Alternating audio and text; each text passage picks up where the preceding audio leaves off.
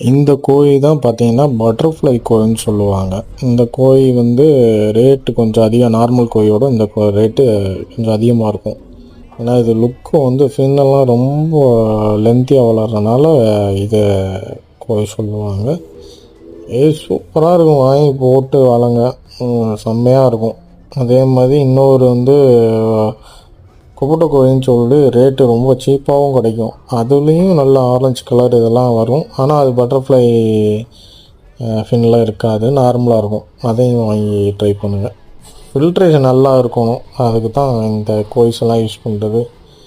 ஆமாம், இந்த கோழி பார்த்தேன், அந்த மேலே ஒரு கோழி பாருங்க. டேய், இது என்னடா ஒரு காட்டுல சைஸுக்கு வறுக்கிற சைஸில் கோழி வச்சிருக்கீங்க, யாரா அது அப்படிங்கிற சைஸ்லாம் இருக்கும். அந்த மாதிரியே ட்ரை பண்ணி பாருங்கள். ஃபில்ட்ரேஷன் சூப்பராக வச்சிங்கன்னா செட் ஆகும், செம்மல்ல.